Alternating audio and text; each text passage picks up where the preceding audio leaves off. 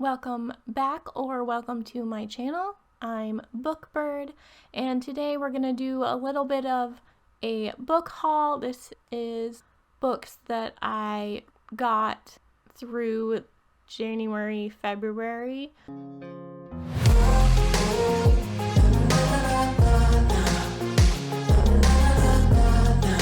Let's go ahead and get into the new books that I have to read this year.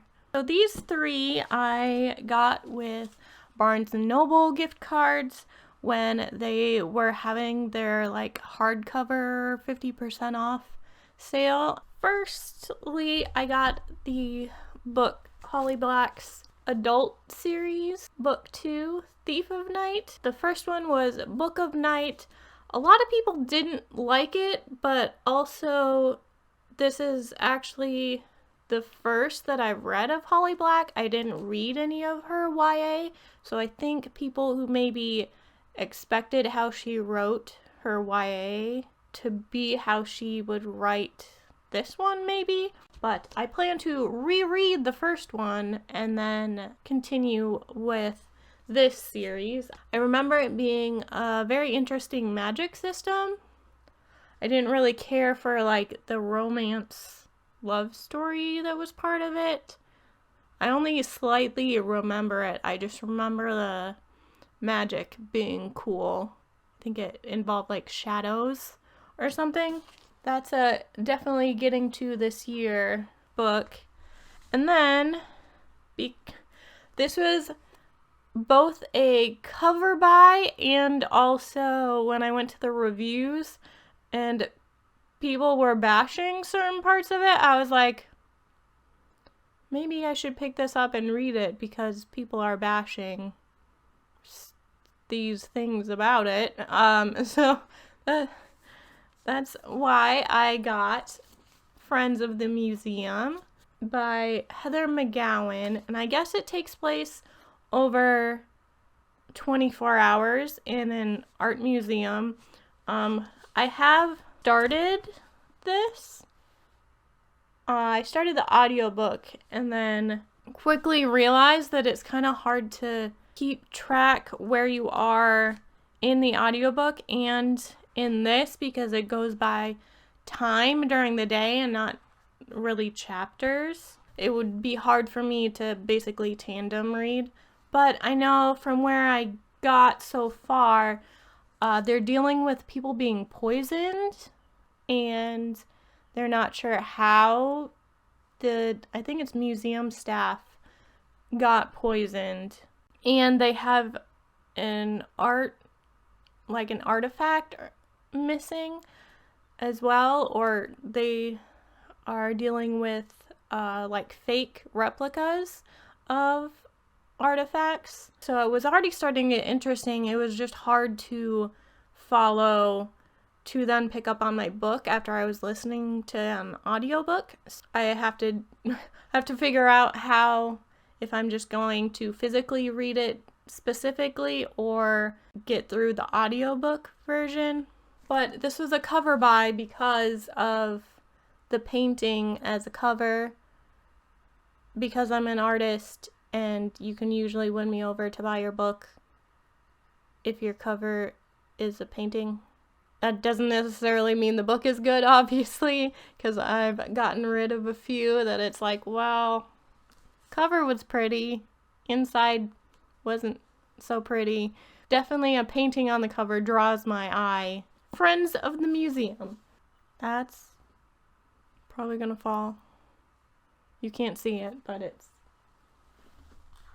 probably gonna fall. The last one that I got from Barnes & Noble with the gift cards, Alchemy of Secrets. I already took off the Barnes & Noble special edition sticker. Already peeled that off. Got some spreads. Heard this was good. I've never read anything by Stephanie Garber, but it sounded interesting, and I didn't want to pay extra to my monthly box fee for Book of the Month to get their sprayed edges one, and plus they always put their logo in the corners, and so I just waited and got this for basically the same price as a Book of the Month book with my gift card. So technically, someone else bought me this book. And my only Barnes & Noble pre-order that I got was Agnes Aubert's Mystical Cat Shelter by Heather Fawcett. And I've read the Encyclopedia series that I enjoyed. They kind of like downgraded my enjoyment of them as they got through the series. I liked the first one, and the second one was good too, and then it was like by the third and final one that I was kind of like, it kind of went in a, like, it wasn't bad, but it kind of went in a direction that I didn't see coming, but also that kind of was lackluster to me. But I'm excited to pick up her next new book, and it involves cats. So that's another thing that can get me to buy her book. It has cats. It has a painting on the cover. So I definitely judge a book by its cover. If you want me to be drawn in, cat painting. So now for some used Pango purchases. I got a vintage Jurassic Park. So it's a 90s copy of Jurassic Park. If you haven't seen the spoiler series I've been doing, I bought Summer Night and Blood Rights by Jim Butcher. And I know, I get it, there's a book in between these, but I can get the one in between at my library. For next month, I have a copy that I can actually annotate and highlight.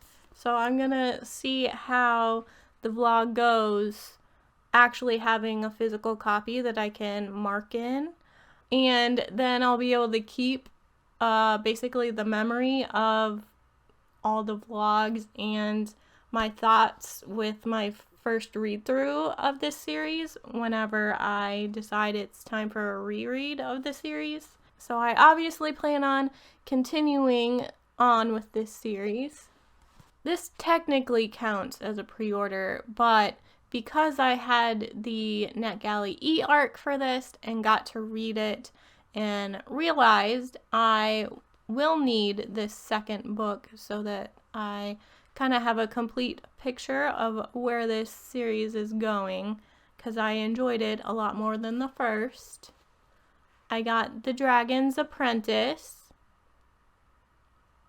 by James Riley, and I only did a Goodreads review of these, but I do mention this. I mentioned the series, the very first book, in my middle grade recommendations, and I'll be talking about this more in my wrap-up for the month.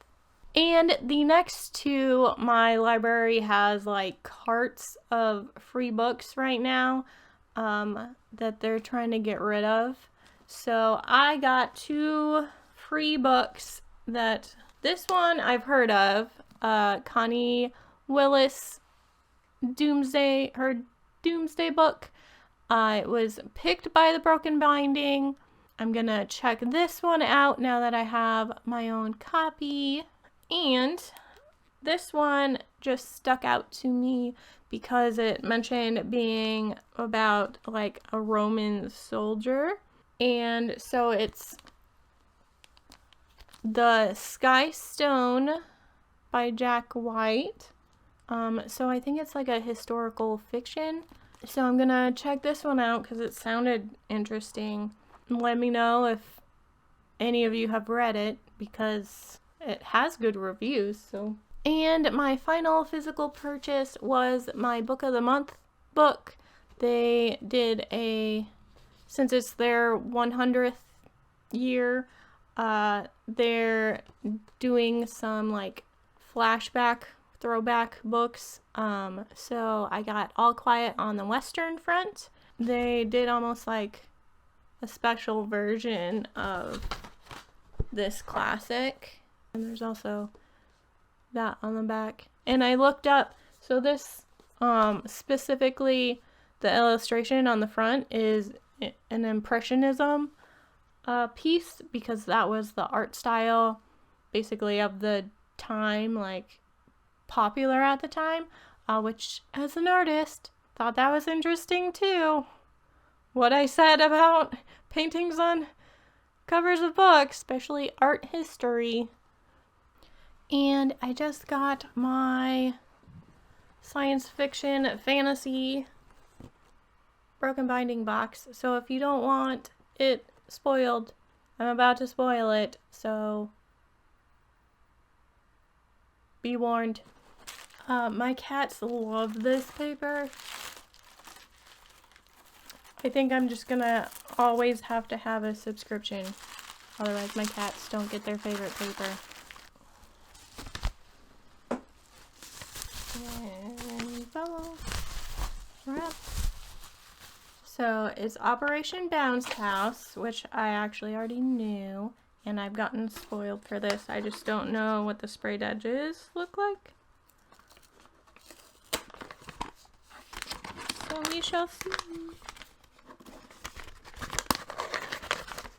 Paper ASMR. Are you the type of person that likes to cleanly take off your wrapping paper, or do you just rip it?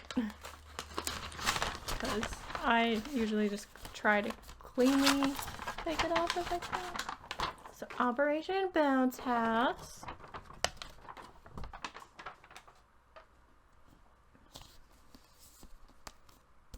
The back.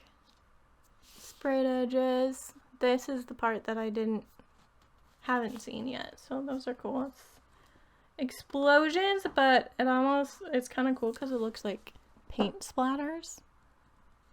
And then the inside art.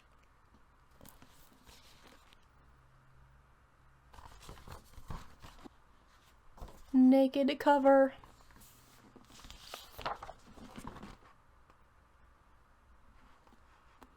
So I hope I like this one too. I haven't gotten to All That We See or Seem yet, but I love that blue, so I hope I like that one. I haven't read anything by Matt Dinniman, so we'll see. I do like the video game aspect. So now I'll kind of mention some of the ebooks that I got, since ebooks count. One physical e-reader purchase that I got. I love it. This pop socket. It's from Forever Booked.